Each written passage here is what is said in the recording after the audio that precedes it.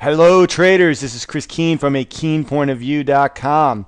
The funk is over after over a week of almost no trading volume, and last Monday making me a believer that the funk was going to continue at least until Wednesday with the release of the FOMC minutes.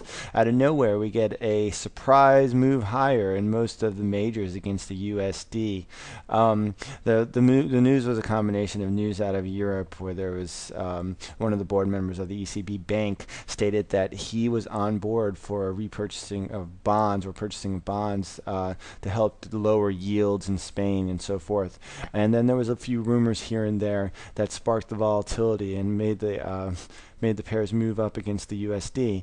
Many of the pairs did not participate in these moves with the same sort of enthusiasm as the others, such as the Aussie, New Zealand, and the Canadian has put in quite an impressive reversal actually from the move lower, and we'll look at that in a few minutes. And tomorrow, or a few moments, and tomorrow we have the FOMC release of the minutes, which happens at 2 o'clock Eastern time in afternoon USD trading, and this has the possibility to spark a little volatility once again, because it's the last time people get an insight on what the FOMC is looking at ahead of the Jackson Hole meeting, which occurs on August 31st, which I believe is next Thursday.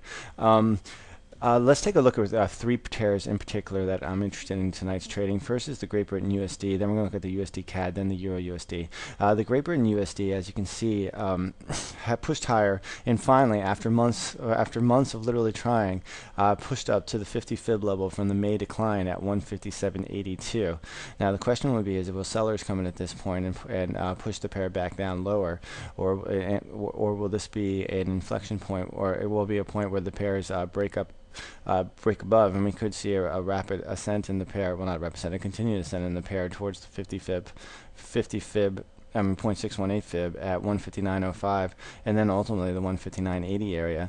What I'm going to be watching heading into tonight's trading is this area exactly, 157.82, looking for a break or hold on a 4-hour close at this level. A break lower, and we could see a push down to 157.40, followed about the 157 area, and then ultimately back down to the 156.60 area. Those would be the resistance zones I would be looking at. And a break higher, we could see a move back towards 158.47 and the levels I mentioned prior.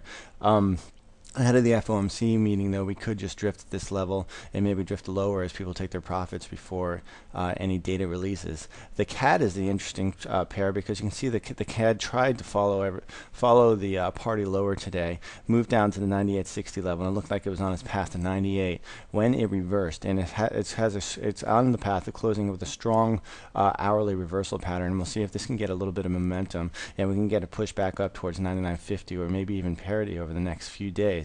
The last pair we're going to look at is the Euro USD, just because the Euro USD was the darling of the day after it broke above the tight range that it contained it. Once it got around above 123.83 around 3 o'clock Eastern time, which would be early European trading, the pair never looked back, and it moved up towards 125. It went up over 100 pips, and it has settled above the resistance level at 124.40. If the pair can remain above this resistance level at 124.40, we could see a push up to 125.60. If we get a breakdown of this level, though, and we can't keep the momentum up, we could see a quick test down towards the trend line support around 123.30. So it's all going to be about the 124.40 level and a hold or break of that level.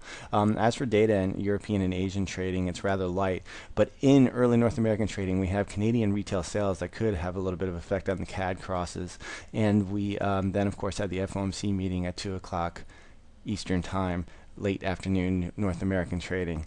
That's it for Currency Watch. This is Chris Keene from a keen point of view. Remember to keep your trades keen and play it safe.